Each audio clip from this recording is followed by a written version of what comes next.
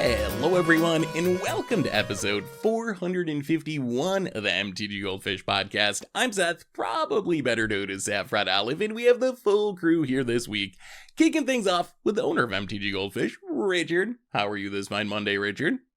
Good morning, Seth. It's the morning before the storm for us, before we all storm off to Las Vegas. So it's been quite a busy weekend. Yeah, same for me, trying to get all the content done and get everything ready to leave for a week. So yeah, we're leaving in the morning. We'll be in Vegas for a week. Our next podcast will be our traditional Vegas podcast, which is always fun to cram into a hotel room and record a podcast from Vegas with everyone. So you get to look forward to that next week. But before we get to that, we got another co-host in Krim. Good morning, Krim. How are you today? Morning. A pretty fun weekend. I just went to my first ever One Piece TCG pre-release. Ooh, I don't know anything about One Piece. Is that the anime one? Yeah. Okay. It's the card you have game. One card. It's One Piece. Yeah, TCG. that's it. That's all you have. That's how it works. The bathing suit game. That's right. I remember. Yep. Oh well, how was it? Was it fun?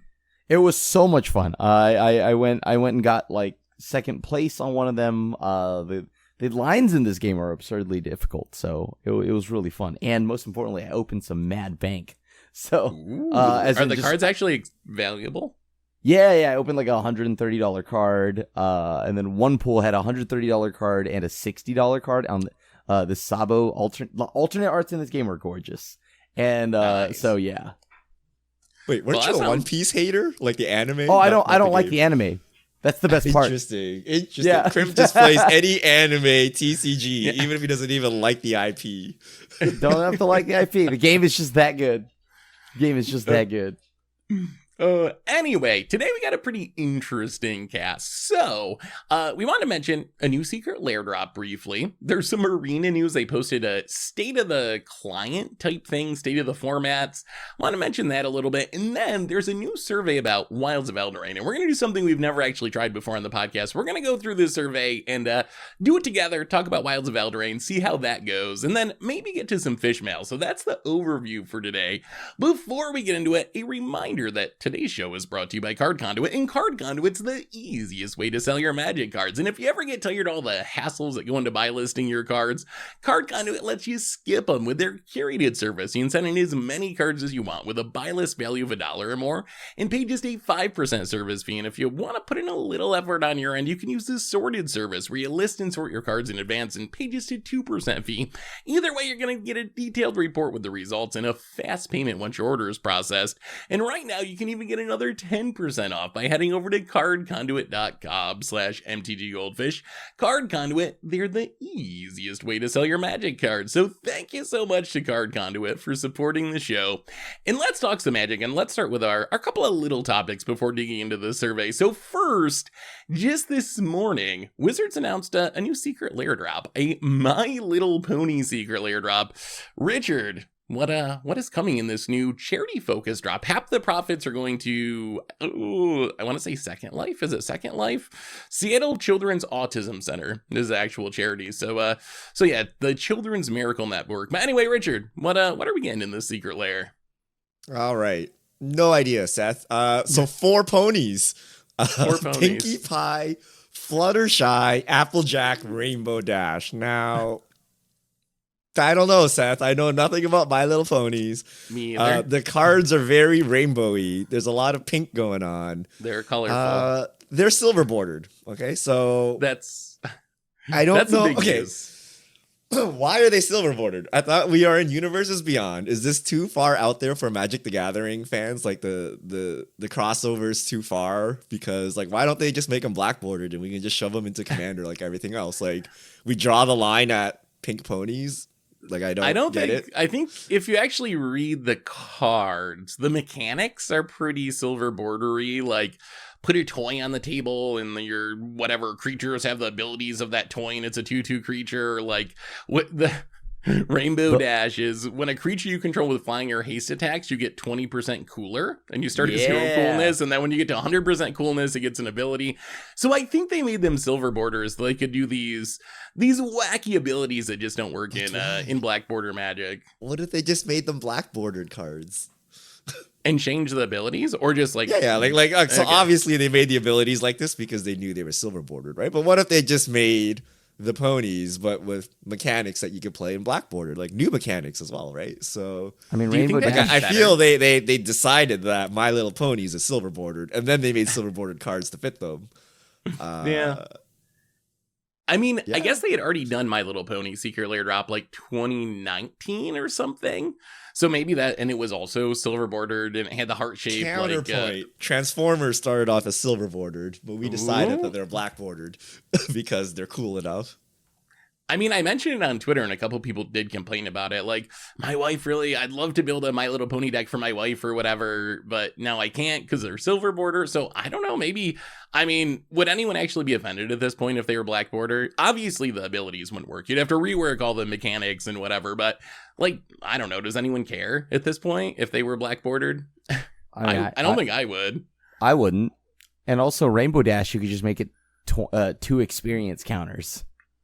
And then Yeah, once there is you a hit, way, like, once you hit add 10 counters to experience it. counters, you have think it'd be- 100% cool. I think it might be 5. So but then it resets it. So it'd be like whenever you attack, it gets a counter essentially, and then I guess it would be experience counters, and then once you max it out, you remove all of them or something. That would potentially work. I really like Pinkie Pie. Like, I don't know if you could actually make this mechanic, but its ability is your party consists of each creature you control, and your party is always full. That's what we need to actually make the party mechanic work. We just need a card that's just like, hey, you always have a full party. Doesn't matter what you actually have on the battlefield. Anyway, that's My Little Pony. It's going for sale soon. Not really my thing, but if you love My Little Pony, good way to get some wacky cards and also support a good charity. So let's move on and talk some Magic Arena stuff. So I gotta ask you guys. I've been waiting all week to ask you guys about this. So Wizards posted a couple articles about the state of Magic Arena, the state of the formats. Most of it is pretty typical, like corporate stuff, the same stuff we've heard before. Everything's good, everything's great, this is what's going on. The most interesting part to me is when they talk about digital only formats, and this is the part that's gotten the most traction. So Wizard seems to, according to what they say in their articles, they're really happy with how Alchemy's going. The metagame stays open and diverse, and there's a good amount of change week to week, creating an interesting and engaging format, and play rates tend to back this up as both new and veteran players shift towards the format. And then historic, they say that they are especially happy about the variety of the format and love seeing decks like Shrines, Slivers, and thematic decks tying into Universes Beyond storyline jump up the archetype charts. Krim, when was the last time you played against some Slivers or Shrines in historic? Is this an idealized view of what these digital only formats are? Like, wistful thinking, this is what we'd love them to be, or is this actually grounded in the reality of what historic looks like at the moment? No, I actually played against Slivers. Like that is I don't know when I saw Shrines, but I definitely did play against Slivers and collected company and all of that. So, like, I do still think, regardless of whether or not I played against Slivers, that's not a majority of what I played against. But I also don't know what Christmas land they're in if they're talking about alchemy. Yeah. I mean, because all I hear from people who play Alchemy, and I play a lot of Historic too, I played more Standard recently, but all I hear is complaints about how Sheoldred, the One Ring, Bowmasters is just like every other match. Every deck is built around this. It's all I play against. And I worry that these formats like are just not living up to their goals of this like week to week, fast changing, interesting environments. Like, do you feel like that's happening, Krem? I feel like that's what we all kind of want these formats to be. But there was a stream that went along with this. They did a weekly MTG stream where they covered these topics with some of the people that work on Arena. And one of the most interesting parts of that stream for me is they asked about rebalancings and asked why there weren't more rebalancings. And the answer was essentially the people in charge of rebalancings are also the people that are in charge of putting other sets onto Arena, essentially. And we would love to rebalance more, but we just don't actually have the time to like, because we're so busy putting new sets on Arena that we can't actually find the time to like rebalance. What do you make of that? Like, is that a legitimate excuse, Richard? Like, you know programming more than any of us. Like, is that an unsolvable problem? Are they understaffed, underfunded? Why can we not rebalance cards regularly on Arena? It's like you have a heart attack and you're like, all right, call 911. Where are the paramedics? And they're like, oh, paramedics are busy because they're also the janitor and they're busy cleaning stuff right now. Like what? Why is the rebalancing team the same team that makes new cards and stuff? Like the team that puts new cards onto Arena is working nonstop, right? There's like stuff happening all the time. So obviously they're not going to have time to rebalance anything. It should be their own playtest team. Right, it should be the playtest team that's doing it. They should have a dedicated team, and their main goal should be rebalancing. So it kind of tells us why nothing has been rebalanced, really, right? Like only when stuff is really bad do they come in to do something, but they just don't have the resources. So maybe they don't have resources, but they didn't give that caveat where like, oh, we're aware and we're adding more people or adding more resources to fix that. Like that would solve everything, right? Like maybe today the state of the world is like they actually have nothing, but they don't even view it as a problem. Like they should be like, oh yes, this is terrible. Let's fix it.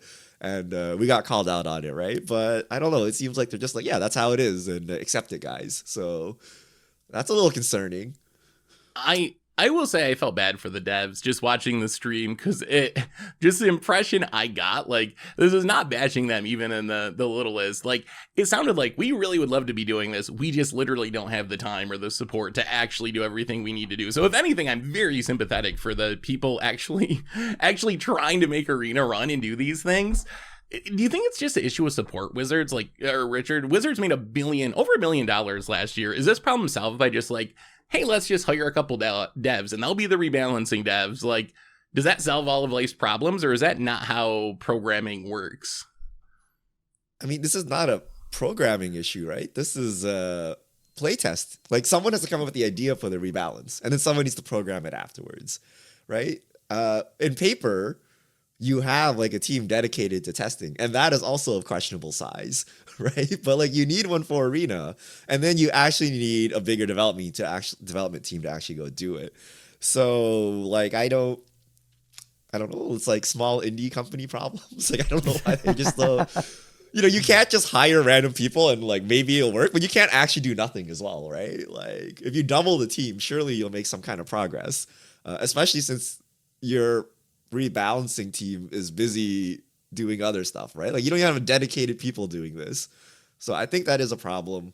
I think Wizards thinks it doesn't matter, which is strange because when you look at their graph, like Alchemy is under 15% played.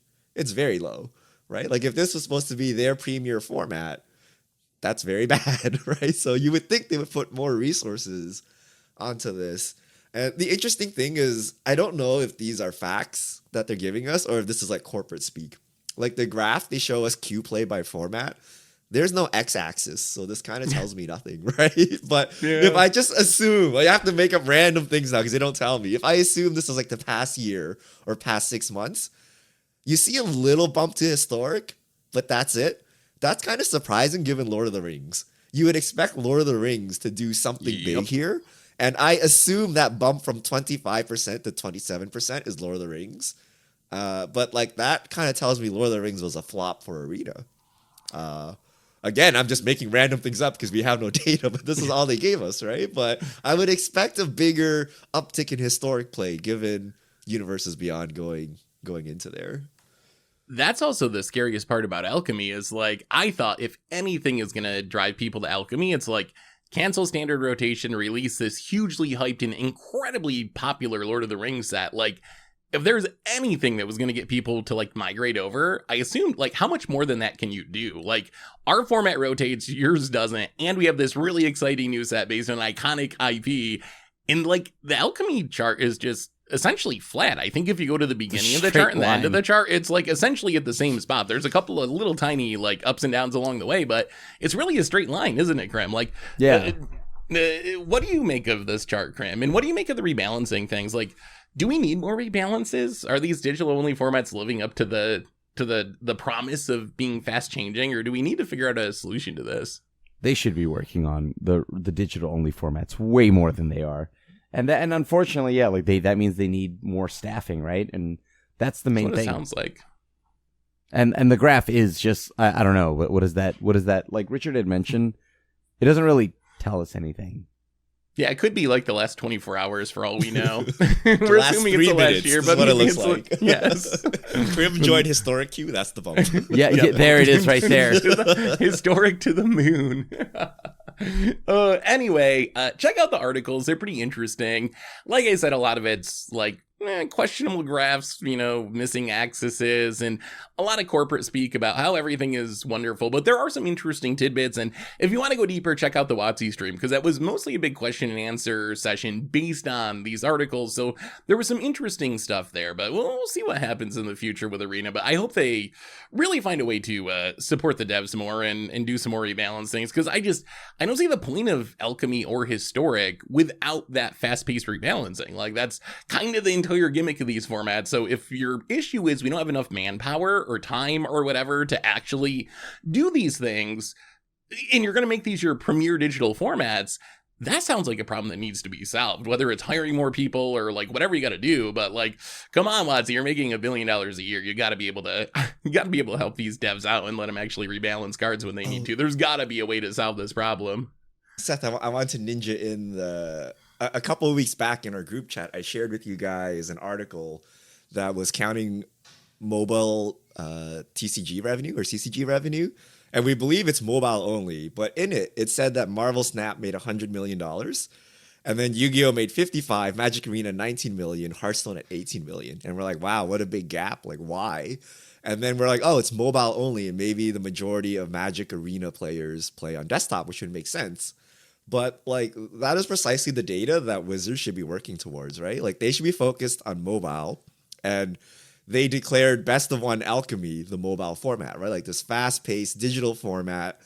And they're getting beaten by Marvel Snap. Marvel Snap's a pretty small game. And they are actually a small indie company with like a handful of devs. And, like if you look at like Snap content, just like their tournament stuff, it's so small compared to Magic. But they're able to make so much more money. And, they have an interesting model where you just pay like $5-10 a month. And then you get a card. And basically, like, you buy the battle pass, and that's how most people play the game. Versus Magic's economy, where you gotta, like, crack a ton of packs to build decks. But it's very interesting. Like, Wizards needs to go after the mobile market. That's how they win this. And the mobile market starts at Alchemy, kind of, right? Like, Best of One Alchemy. You sit on your bathroom toilet, you play a game of Alchemy, some random stuff happens, maybe you win, and then you close it and you go on with your life, right? Like, that's where we got to go to get the numbers. So I really hope Wizards is just giving us the corporate speak here, and that they're actually very concerned for Alchemy, and they're trying like really hard behind the scenes to fix it, but they don't want to come out and say, guys, we screwed up and this sucks. But they know it and they're working on it. Like, that is my hope, because you got to win mobile, right? Like, this is 2023. You got to win mobile, and with mobile comes China. Right, and then if you like, China's like so big, and you got to get the mobile market, and then if you get that, then you've won everything. So like, that's where Wizards kind of needs to go. Yeah, I would definitely agree with that. Those numbers were interesting, because when I first saw them, I was like, oh my god, like Magic is doing horribly, and then I realized, oh, it's only like App Store data. But then, so I was like, okay, that's probably fine. I know Arena's making way more than that number, because there's not that much mobile play for Arena. But then, like you said, eventually I thought about it more. I was like, actually, that's still pretty bad, right? They just like launched this big mobile thing for Arena, and the fact that it's making like 1/5 the money of Snap, which actually I think launched after Arena Mobile, that's still a concern. Even if Arena as a whole is pulling in hundreds of millions of dollars, the fact that mobile is such a small segment of it, like you said, it's 2023. People are not all like us and tied to our PCs all day, like rewording content. Like, people want to be able to get on their phone and play a quick game. So hopefully they do have a plan for improving that along the way. Do you play mobile Arena at all, Krim? Like, I haven't even really tried it. All I see is like people complaining about how it's kind of clunky and stuff on Reddit. Like, do any of us actually have experience with how well it plays on mobile? When I played it, it was not good. It was very bad. It was like sluggish, and like it almost like it felt like my phone exploded. Like, it was on its way to exploding. Yeah, that's right. Your phone is so hot that you question whether your phone is going to explode. Exactly. It's I mean, probably a the bad biggest sign. thing about mobile is startup time. Like, I need to be able to start the app and have it start up in like 5 seconds and be in a game. And if I have to wait like 30 seconds, a minute, you know how Wizards always loves re-downloading assets and stuff like that? Like, that's a killer. Like, if I know it's going to take me 2 minutes to open Arena, I'm not going to open Arena, sitting on the bus or something. Like, it takes too much time, right? I'll just flip open another game that actually loads in 10 seconds. So I think loading time is one of the big deals. That actually is a really good point, because if you're trying to get in a quick game when you only have 5 minutes, if it's going to spend 2 minutes like downloading stuff to get you into the game, like it kind of defeats the whole purpose of it being mobile anyway. So yeah, interesting. So well, that's the latest Arena news, but let's jump into the meat and potatoes of this podcast, which is the new Wilds of Eldraine survey. So we've never tried doing this before. I'm going to kind of like guide us through this and we'll see how it goes. So we're going to start with, when did you start playing Magic the Gathering trading card game? And then there's a huge list of the last 30 years. I'm actually kind of curious. I know I'm like 2005 Ravnica era. What about you guys? Where do you fall on this huge scale of sets and numbers? 2002. Oh, so Crim's got me beat by like 3 years. So the Torment and Judgment Onslaught era. Oh, Yeah, that's why you Onslaught. like Grinning Demon so much. Yeah, I mean, that's when I went into Standard. So that was the first real, I guess, era of like Standard that I played. You babies, get out of here. 94, Antiquities Revised. Wow. Fallen Empires. Fallen you go to the Empires, dollar there you store and go. buy some Fallen Empires packs because they were everywhere. Did you keep any of your cards from when you first started? Like, did you still have them when you came back like 20 years later, or did they get lost to time? Yes, but they were all the bad cards. I have my Sarah Angel. I have my White Knight. We used to throw Force of Wills around like nothing. Lion's Eye Diamond was like garbage. So no, I don't have anything good because I threw away all the good stuff. I definitely have my foil Grinning Demons, and I still have my foil Void Mage Prodigy. So yeah, I still have those. And then somewhere in my box of Magic cards are my old Astral Slide cards. Ooh, classic. So I guess the TLDR is we've all been playing Magic for a long time. Richard beat us both by almost a decade, though. So we've been playing almost 20 years. Richard going on 30 years. Let's move on to our next question. Oh, this is a good one because this has come up a couple of times. In the past 12 months, which of the following games have you played? Baldur's Gate 3, Lorcana, Assassin's Creed, Pokemon, Final Fantasy, Yu-Gi-Oh!, Dungeons & Dragons, Hearthstone, or none of the above. Unfortunately, Crim One Piece did not make the survey. I guess Wizards doesn't view them as a threat yet, but maybe next survey. Oh, they will. For me, it's pretty much I played Hearthstone. And I this doesn't even count, but I there was some Lorcana packs at Walmart, and I knew everyone was like, "Oh, these cards are so expensive," so I bought some of them, and I think it was like a total flop. It was the FOMO like gambling thing, but I think they were all bad cards, so I don't think it counts as playing Lorcana. But what about you guys? What boxes do you check on this list? I hit Baldur's Gate, I hit Lorcana, I hit Pokemon, I hit Final Fantasy, I hit Yu-Gi-Oh! And yeah, we need all of the above for Crim. Yeah, I played a lot. I mean, if there was One Piece, the best card game on that list, yeah. I hit none of these. I'm actually surprised by this selection. Like, are these like secret layer tests or something? Because it's a smattering of random card games and then Assassin's Creed, just like a couple video games, but not like all the hot ones that came out recently. No mobile games here, so it's kind of interesting, like what they're choosing here. I think these are just competitors and secret layers. I think that's what this list is actually. I think you're right, because the oddballs like Final Fantasy or Assassin's Creed, we know those are upcoming secret layers, and then the rest of them two franchises, and like Baldur's Gate is a game, and then Assassin's Creed is a franchise. Same with Final Fantasy. It's like weird. Wait. They're not talking about Final Fantasy the card game, right? They're talking about Final Fantasy the games, right? I'm assuming is there even an Assassin's Creed card game? So I assume it's just the game, yeah. I mean, all right, yeah. so weird random wizard stuff. Let's keep moving on. Okay, this one's pretty straightforward. Which Wilds of Eldraine products have you purchased? And it goes through all of them. Collector booster, draft booster, set booster, commander decks, bundles, pre-release packs, starter kit, singles.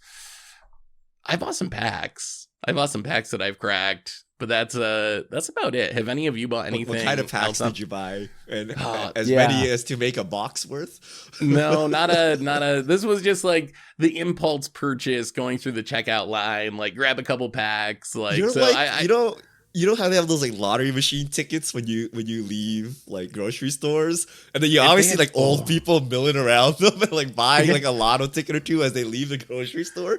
That's the booster packs. He sees like a booster pack there. He's like, I gotta get like 2. Remember like a few Vegases ago when you woke up and I was just cracking Zendikar packs like Yes. just for fun at like 6 a.m. Yeah. I am kind of a degenerate pack gambler when it comes down to it, I guess. What about you guys? Have you bought any wild stuff? I think Singles. This is paper only. I don't think it counts as all the packs. I mean, if we count Arena, we bought many booster packs, but then I've updated singles. my paper decks with singles from Wilds of Eldraine. What singles did you buy for your decks? I'm curious now. So the most important one was land tax, because it was the Enchanted Tale, the special ones, Yeah. But maybe some virtues, maybe some random underrated cards. I feel you'll see them in Vegas. Yeah. What about you, Krim? I got confetti foil, bitter blossom, and then I also got the how best. Expensive was that? Well, I got it for a pretty solid price. I got it for like 70. The confetti foils are like the most chased versions in the set, right? It's hard to keep track of these days, but those are like the super expensive ones. They're the best ones. And then I also got the second best alternate art in the game, the anime Smothering Tithe, Richard. Oh God, I'm gonna have to see that at the table. Is that also confetti foil, or is that just no? I'm not dropping like the $400 that it's asking like for. Ridiculously expensive. Because it's like kind of popular, you know, Richard. I don't get it. It's like not generic. You know what I mean?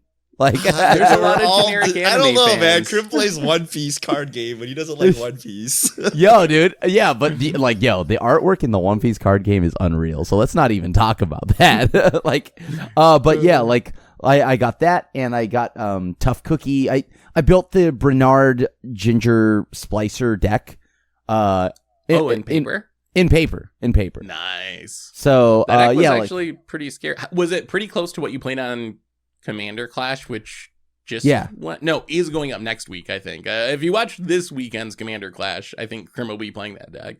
Yeah, it's pretty much that list. And yeah, like, because I mean, I never gotten to see Bant do cool sacrifice things, and Krim's a green player now. Casting I guess I am. Growths. Yeah. Funny enough, all right, that's the one I don't own. Let's keep moving forward. Okay, like. How much have you spent? I don't know if you even care about this. I filled it in based on the handful of packs that I bought. So whatever. We spent a little bit of money. Next up, this is where it gets more interesting. So please rate the value of the products that you bought. So let's just go with the top question here. The value of the set overall. How would you rate this on a scale from very poor to not applicable? I guess very poor to excellent. What do you think the value of this set is? Probably actually pretty fair. Like, we're talking about when the set we're talking including the Enchanted Tales, the whole shebang. Everything I can get out of a booster pack. Okay. Yeah. In that case, I think it's actually pretty good. I might be I'm like somewhere in the fair range. I think on one hand, the Enchanted Tales are like really awesome, and those are like some of the best reprints we've seen in normal set ever. On the other hand, I think Questing Druid just spiked, but before that there was like no rare worth more than like $1 or something in the set. Like all the value is Enchanted Tales. So I think if you don't have a good Enchanted Tales, your booster's probably gonna leave you sad, or you gotta hit like Soul Cauldron or Besiege the Mirror. I would go somewhere in the like fair to good. I don't think it's like excellent. I don't think it's poor, but like if I could go somewhere in between fair and good. What about you? Break our tie, Richard. Where are you at with this? This is a loaded question. Okay, so if it's of the stuff I paid for, good value, because I only bought the good value stuff, which was like land tax and Enchanted Tales, right? And that's also in the context of Magic the Gathering.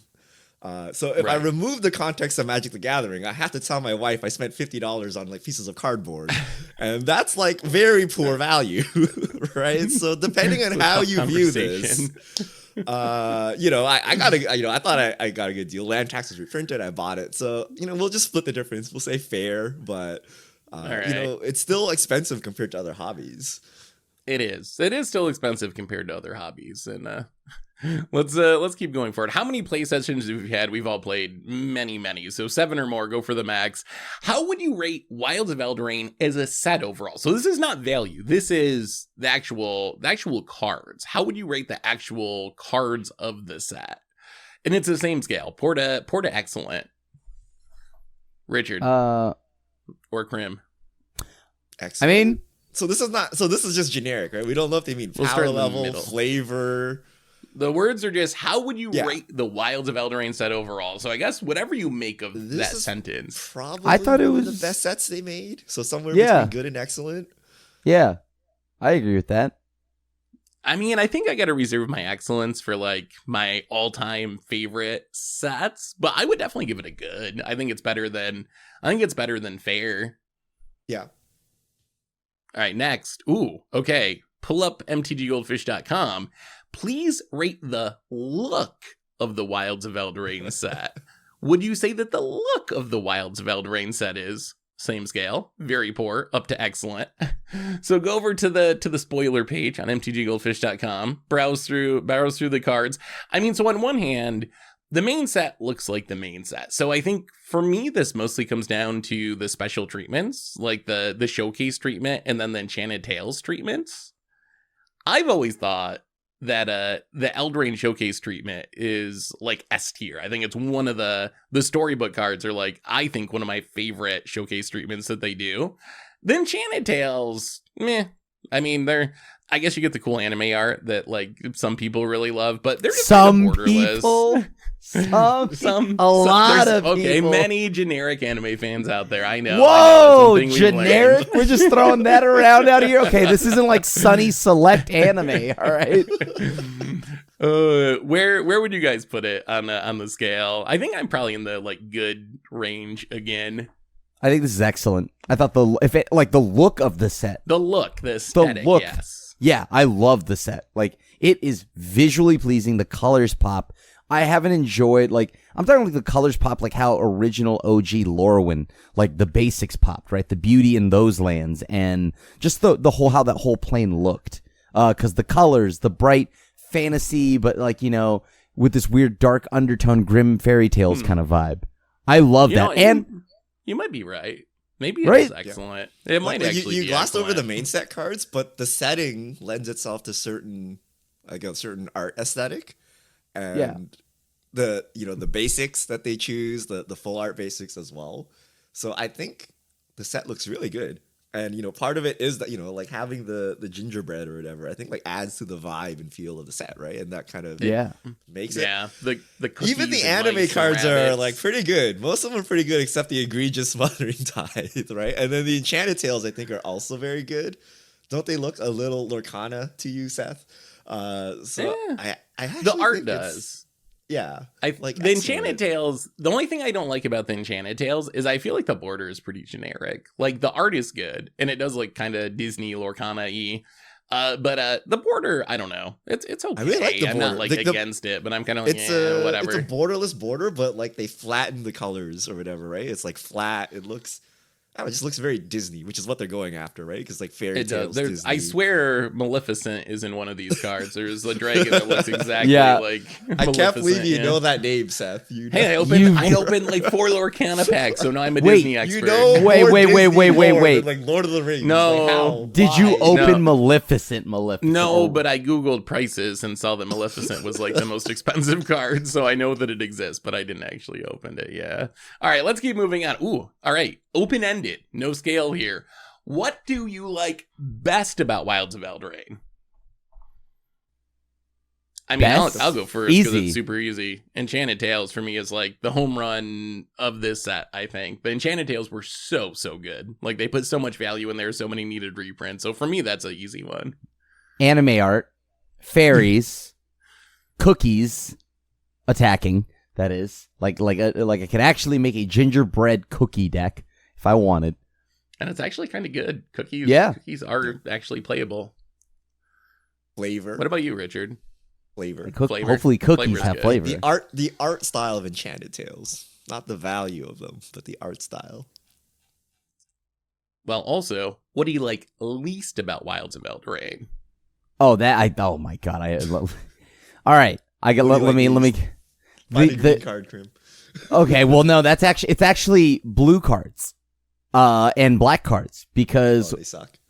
No. I mean, so example, I love the fairies in the set, but why don't they have flash? So why don't they have flash? Please. I mean, they've been doing all right in standard even without it, though. Like, fairies Sure. is shown to be like at least somewhat playable. Oh, they are, but why don't they have flash? That doesn't change the point here. What they should have flash, right? The 2-mana uncommon Obira is sick. I love that card. But like Talion's Messenger, give it flash. Please give it flash. It's 3 mana. What about you, Richard? You know what it is. least? It's anime Smothering Tide. It's so out of place. Oh, get out of here. Like the rest of the anime cards range from like, decent to good. Or, great, but like anime Smothering Tithe is just like, what? How is that Smothering Tithe? Why? It's the chase card too. Like, why? Dude, come on, dude.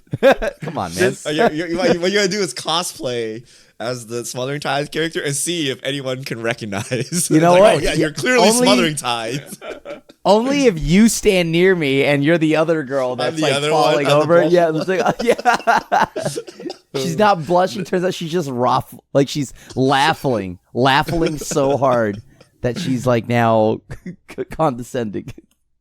This might be cheating, but I'm gonna go with the basics. Actually, I'm done with full art basics. They're not special to me anymore. Like they're fine, but like you could put them in any set, and I'd be like, oh, like more full art basics. Like there's nothing that really screams Eldraine to me from the full art basics in this set. So they look like Lorcana basics. I don't know what Lorcana has. It's the same Enchanted Tales. Lorcana doesn't even have lands, I don't think. Yeah, but it's like that Enchanted Tales kinda. look for their basics. Technically, everything is a land, or almost everything is a land. If you put it in Kaldheim, I wouldn't know the difference. I actually really like the basics from the set.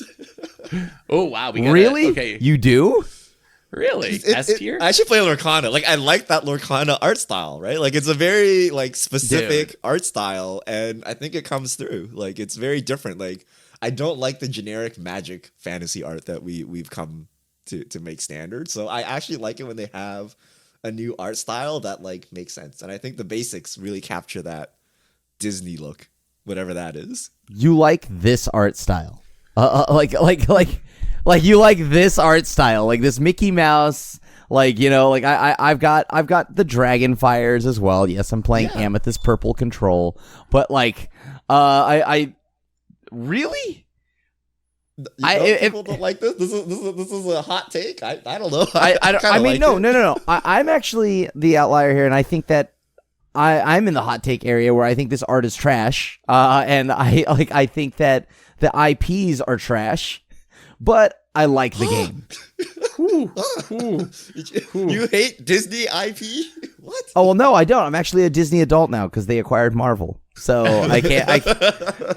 I'm not even joking. I used to Disney, like Lion King, Aladdin, whatever. Garbage. All that stuff. Garbage. Wow. Okay, maybe How are not. You a maybe fan of anime, but you trash on like dude.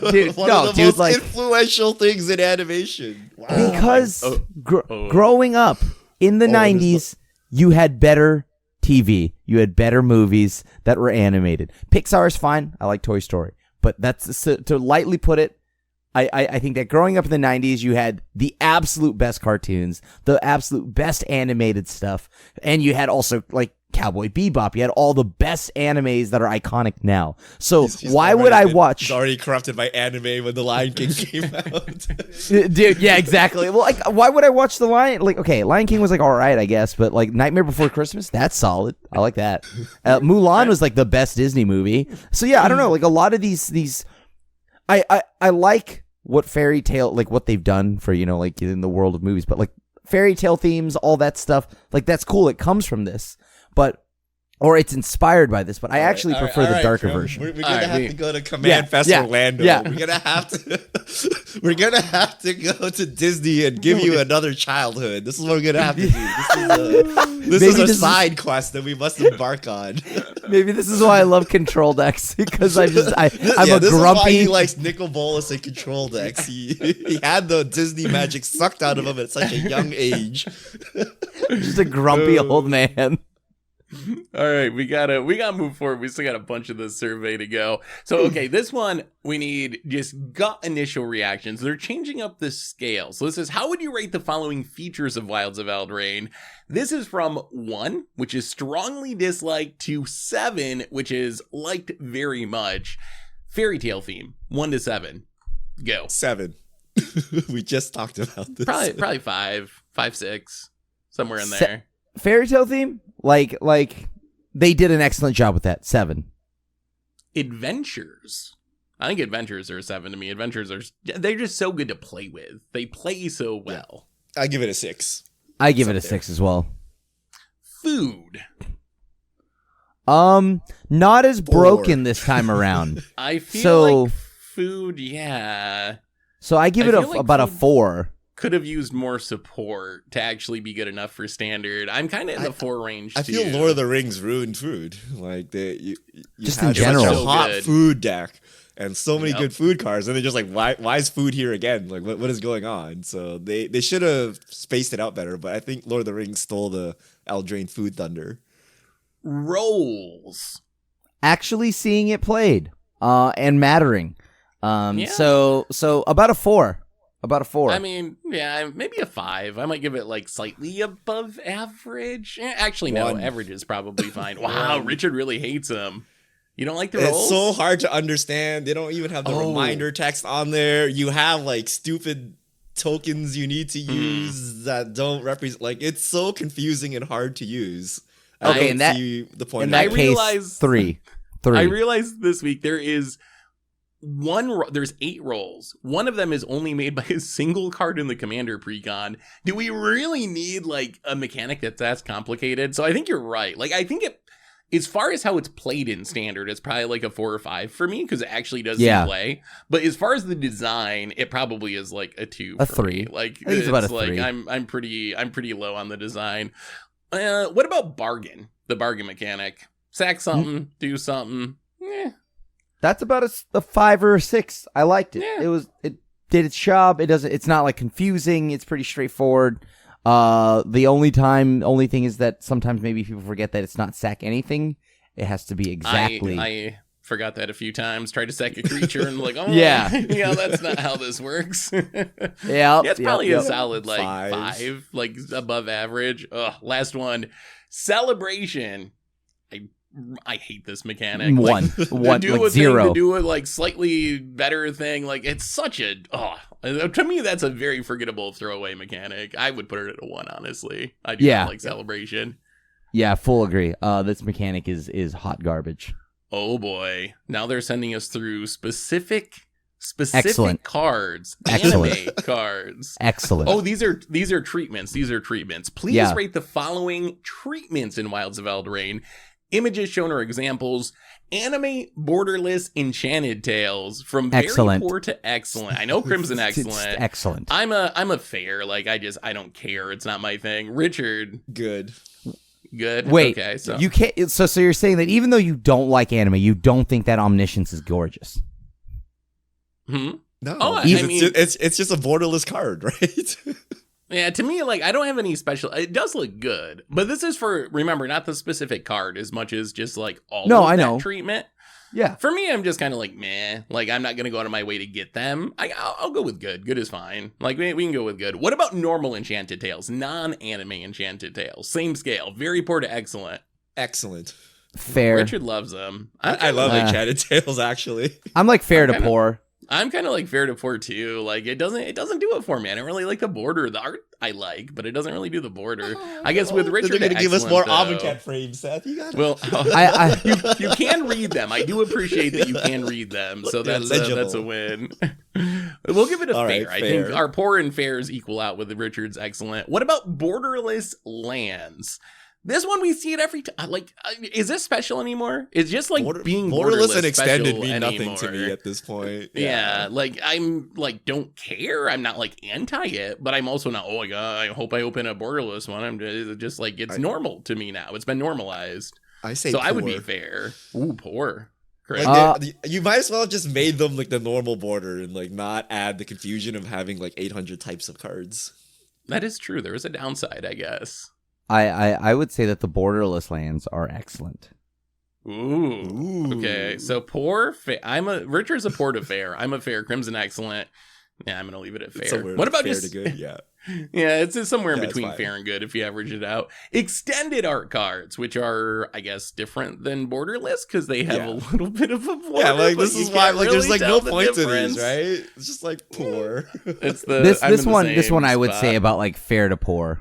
Oh wow! Okay, we get it. So there's a Crim big vastly here. prefers borderless. Crim likes borderless over extended. Oh wait, borderless. Wait, how? Extended art. Borderless. I don't know why the lands are special. They asked you about the lands. Yeah, they asked you about the lands specifically, and now they're asking about the borderless cards. So I say excellent. Excellent. Richard, are you sticking with poor? I'm sticking with poor. We're averaging out to fair. Oh, full art story. Yes. Poor, very poor. Poor. Very Average poor. it out, Seth. Very poor. No. I put very poor. I do not like very these. poor. Okay, so that Richard averages excellent. to fair. And it then probably Seth averages doesn't like a them either, fair. so it's like a poor. I'm like a poor. I'm not like very poor. I so think it's it would be poor like then. in between fair and poor. Yeah. Showcase adventure cards. Excellent.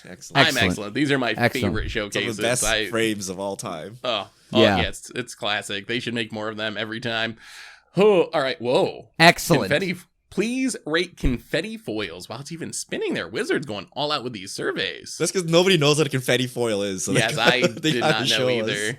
Okay, it's does beautiful. it Pringle, Crim? Does it Pringle? Yes, how Pringly is it? No, it's actually really solid. The issues I do have is that I wish it was easier.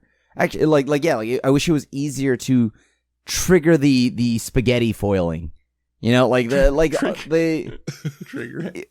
Yeah, like it's like I don't know, like you got to move it the right way to get the like. I see. I was thinking of like triggering an ability like Panner. Does it work with Panharmonicon? Can I Panharmonicon these foils? Having the sparkle actually sparkle and like have it visibly sparkle from like, because it's supposed to be like the super enchanted artwork, right? So I should be able to see the sparkles from like 2 blocks away. But can you tell? Does it do that? Like if you just slap it on a table, can someone tell it's a foil or confetti foil? I don't think you could actually. Like not unless you like sat down and like you had to like if you pick it up and you hold it, yes, right? Like but like it has to be at an angle, right? Otherwise, it just looks like this card. It just looks like the normal card. Interesting. I'm gonna defer to Crim here because he's the only one I think that has a confetti foil in person. Because I know foils a lot of times look different in person. So Crim, take it away. You grade this one. All with you. I'm not even going to argue with you. I'm going to say, like, well, because of that exact thing I just mentioned, I think I'm actually going to go to good. I really like these. Looks really great, but you don't get the lighting effect as often as you'd like. Is that Yeah. Okay. Good seems fair.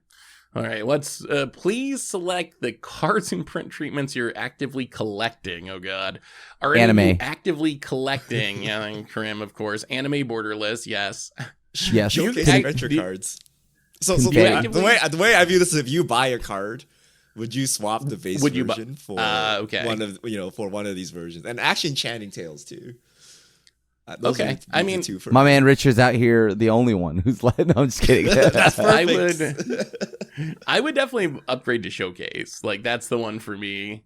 Enchanted Tales, probably not. I mean, the borderless ones I can take or leave. Confetti foil maybe, but they're so expensive. I don't think it's. Yeah. If you got to pay way more for it, I don't think it would be worth it for me to get confetti foils. If they were the same price, maybe. But I get confetti foils, but I mean that's because I like really like the anime arts.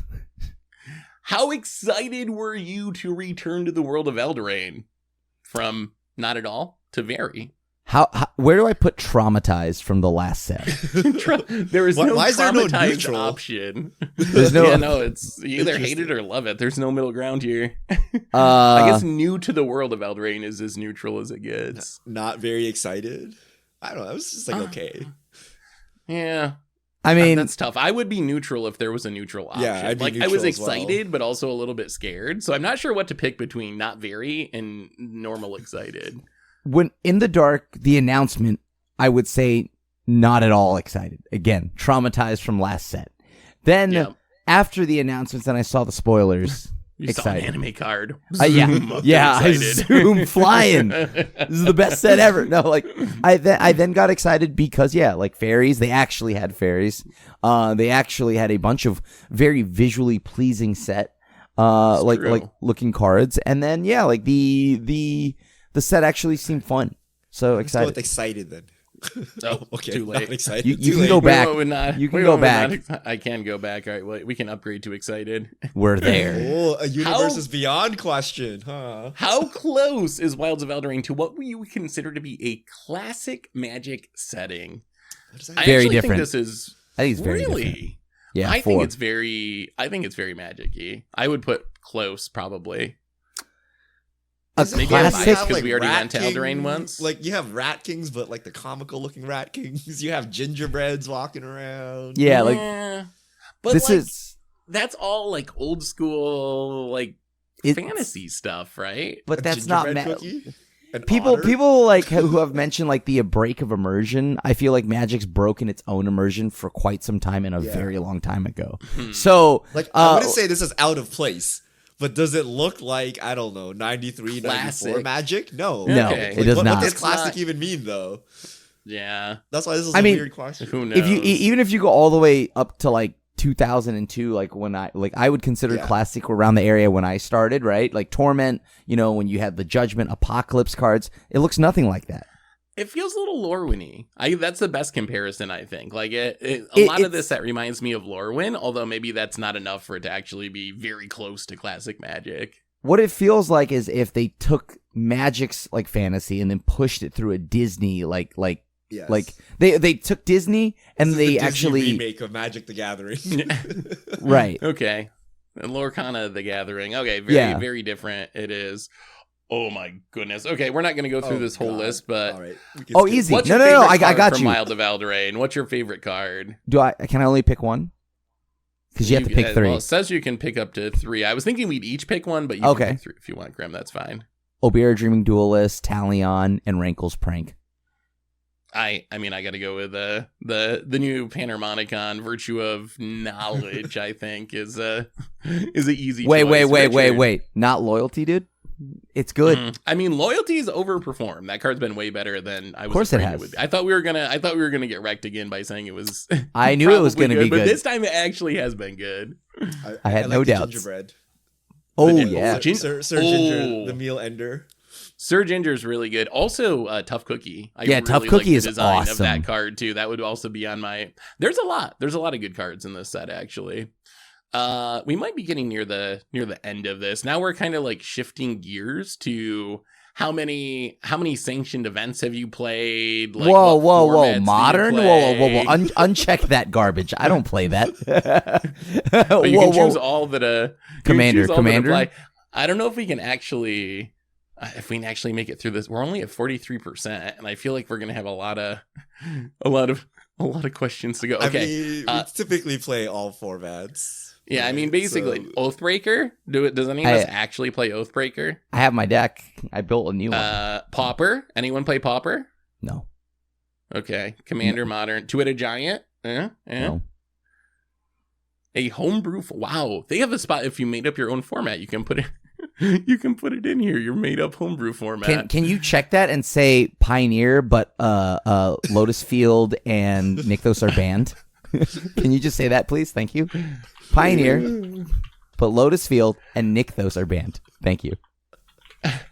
Yeah, just for you, Yeah, Graham, I got you. You have to have the thank you. Where- otherwise they're not gonna Another take it old seriously. format. Kamigawa block tiny leaders. Okay. now we're good. Which is your favorite? What is Probably actually your favorite? I'm curious. What's y'all favorite's format? What? For me, it's actually still Modern. That's still it's my love of it's waned a little bit compared to where it was a few years ago, but it's still number one for me. That format was my absolute favorite, but it is trash now, so I just cannot play that. I hate that format. I think I would probably say either Commander or Standard. I like that I don't have to Historic a lot. But. Yeah, Historic is also really good because I don't have to rule 0. I could just like play what I want, and yeah, like so. I don't know. Maybe I just like 60 card format stuff. What about you, Richard? It's gotta be Commander. I'm a 60 card format guy, but the formats are just so that I'm just forced to play Commander. You think the formats are I mean, I like Commander. I mean, Commander's still good.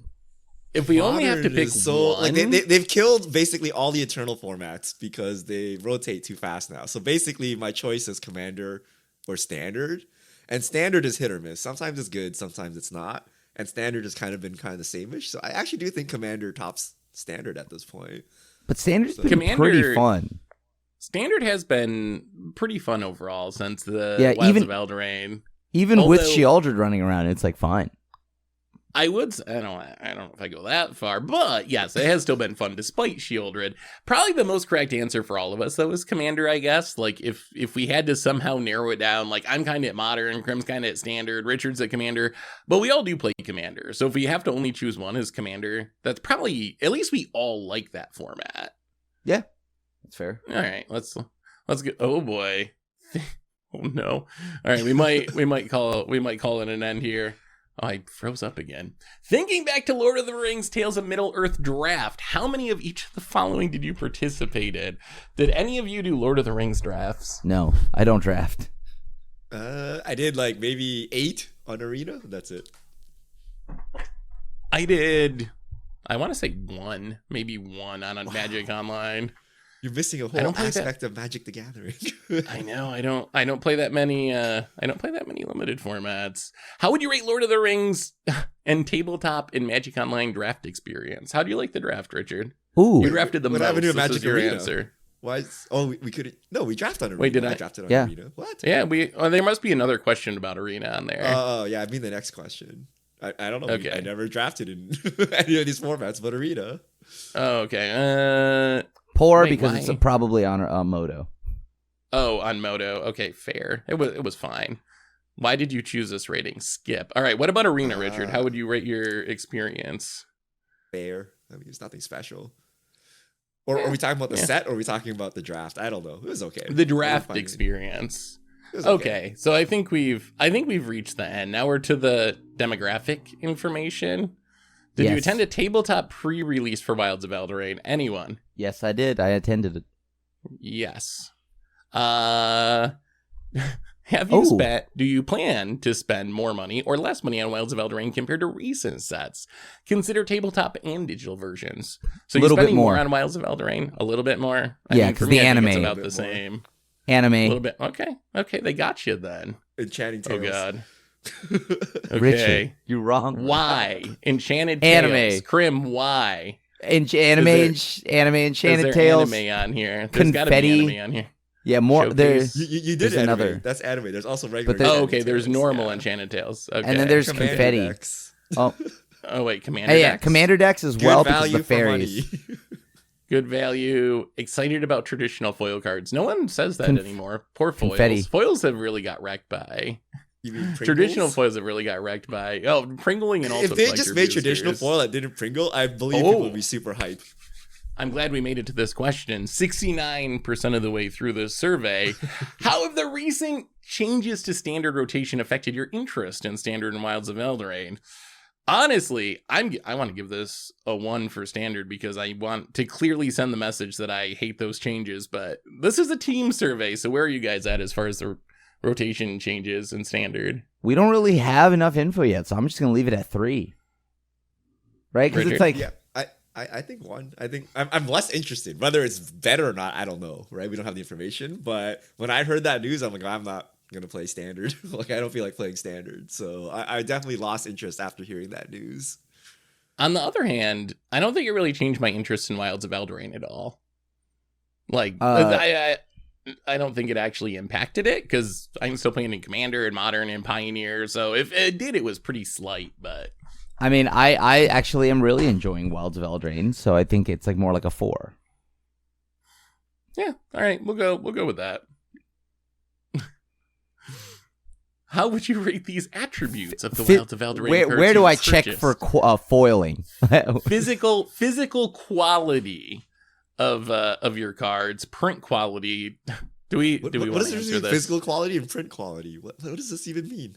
So it actually says on here. So physical quality, the physical attributes of the cards themselves. So, like, are the corners dinged? Is that what that means? Yeah. 'Cause all of the print issues are the next one, right? Print quality, contrast in colors, lack of smudging, centering of the image.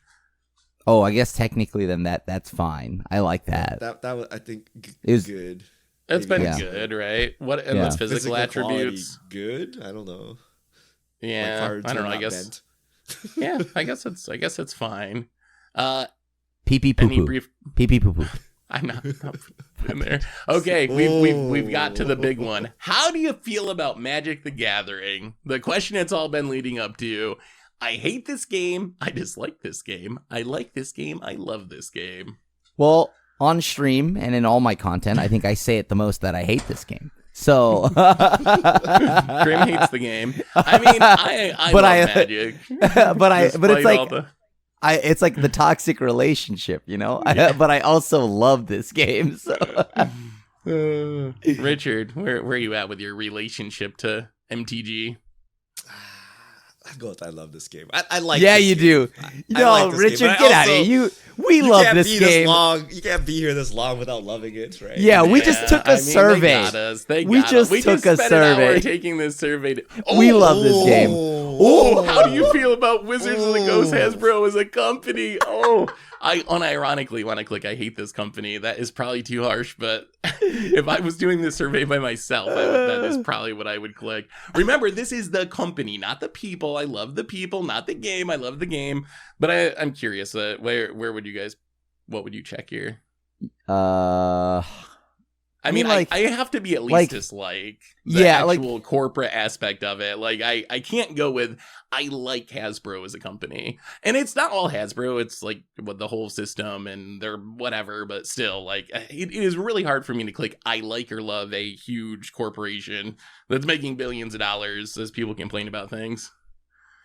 Yeah, like there have been some decisions that are like, you know, between like some of the like whatever Pinkerton stuff. There's lots that have happened in the past year that make me wonder, like who's doing what at this company. So I think I'm probably somewhere either between. Again, I love the people. Probably I don't know actually.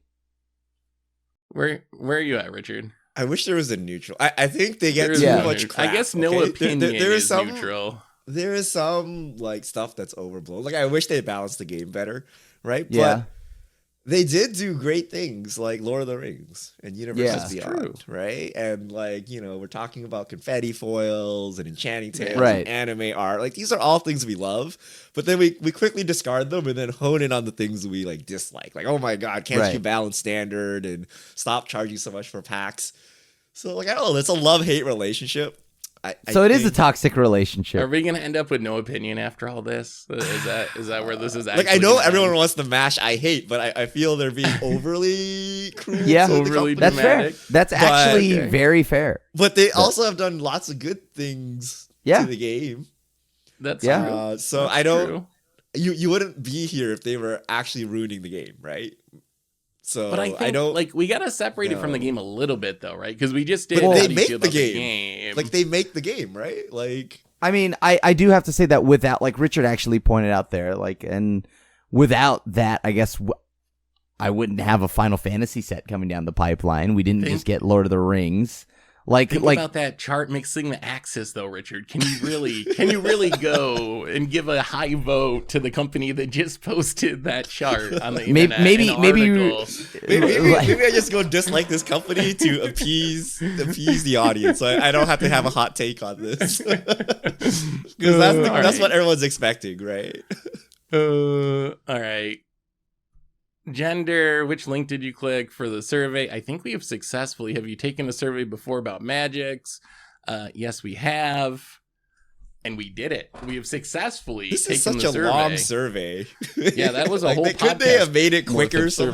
surveying. Like, Well, chat, if you would chat, YouTube, Spotify, wherever you're listening to us, if you'd like to make your voice heard, I'll try to see if I can link this in the description to the podcast on places where that's a possibility.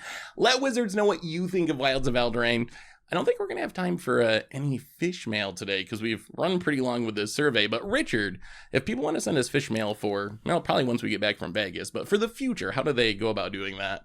yep. Hit us up on X, formerly known as Twitter. God, at no, MTG please, no. Goldfish. It Please, said it on no. the survey. They called it X. They did. No. the hashtag MTG Fishmail on Twitter, and we'll get to your questions on here. And I believe that brings us to the end of episode 451 of the MTG Goldfish podcast. So, Richard Grimm, thanks for hanging out. Thanks to everyone for listening. Thanks to Card Conduit for supporting the show. And we will be back next week with our traditional live from Vegas podcast, talking about Vegas and whatever else we feel like talking about. So, until then, everyone, have an amazing week. If you're in Vegas, stop by and say hello. It'd be great to meet everyone. And this is the crew signing out.